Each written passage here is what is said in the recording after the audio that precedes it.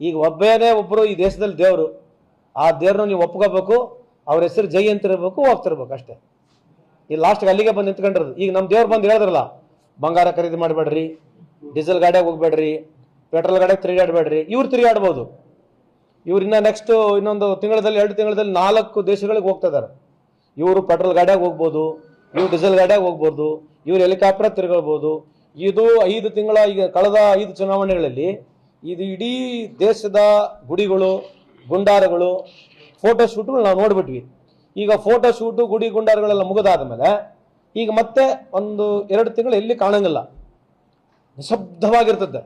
ಮತ್ತೆ ಚುನಾವಣೆಯಲ್ಲಿ ಬರ್ತದೆ, ಅಲ್ಲಿ ಮತ್ತೆ ಪ್ರಾರಂಭ. ಇದೇ ಸ್ಕೀಮ್ 12 ವರ್ಷದಿಂದ ನಡೆದತ್ತೆ, ಮುಂದೆನೂ ನಡೀತತೆ. ಇದು ದೇಶವರಿಗೆ ಜನ ಎಲ್ಲಿವರೆಗೆ ಅರ್ಥ ಮಾಡ್ಕೊಂಡಂಗಿಲ್ಲ. ಇವರಿಂದ ಅಂತೂ ₹1 ಏನು ದೇಶಕ್ಕೆ ಅನುಕೂಲ ಆಗಿಲ್ಲ, ಮುಂದೇನೂ ಆಗೋದಿಲ್ಲ ಅನ್ನೋದಕ್ಕೆ ಹೇಳಲಿಕ್ಕೆ ಬಯಸ್ತೇನೆ. ಅಲ್ಲ, ಮೋದಿ ಅವ್ರು ಹೇಳಿದ್ದು ಒಂದು ಪಾಯಿಂಟ್ ಕರೆಕ್ಟ್ ಇದೆ. ಅವ್ರೇನು ಮಾಡಿದಾರೆ ಅಂತಂದ್ರೆ, ಒಂದು ಆನ್ಲೈನ್ ಕ್ಲಾಸ್ ವಿಚಾರ ಬಗ್ಗೆ ಮಾತನಾಡಿದ್ದಾರೆ ಮೋದಿ ಸಾಹೇಬರು. ಎರಡನೇದು, ಅವ್ರ ಅವಧಿಯಲ್ಲಿ 1 ಲಕ್ಷ ಸ್ಕೂಲ್ ಮುಚ್ಚಿಬಿಟ್ಟಿದೆ. ಯಾರ ಅವಧಿಯಲ್ಲಿ?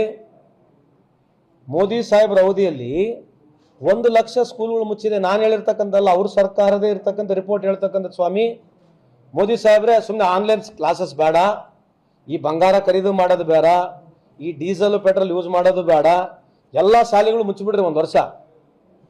ನೀವೇ ಮನ್ ಕಿ ಬಾತ್ನಲ್ಲಿ ಬರ್ರಿ. ಯಾರು? ಮೋದಿ ಸಾಹೇಬರು ಮನ್ ಕಿ ಬಾತ್ನಲ್ಲಿ ಬಂದು ನೀವೇ ಎಲ್ಲರಿಗೆ, ದೇಶದ ಯುವಕರಿಗೆ ಪಾಠ ಮಾಡ್ರಿ.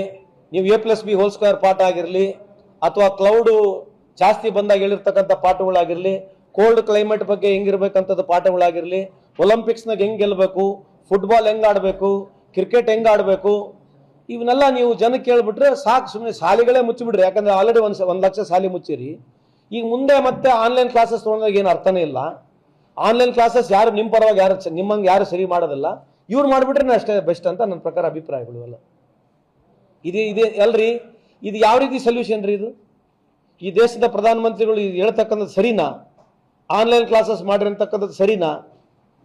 ಅದಕ್ಕೆ ಈಗ ಇಡೀ ದೇಶದ ಸಮರ್ಥನೆ ಬರ್ತೈತಿ. ಚಾಲು ಆಗ್ತಾವೆ, 10,000 ಟ್ವೀಟ್ ಸ್ಟಾರ್ಟ್ ಆಗ್ತಾವೆ.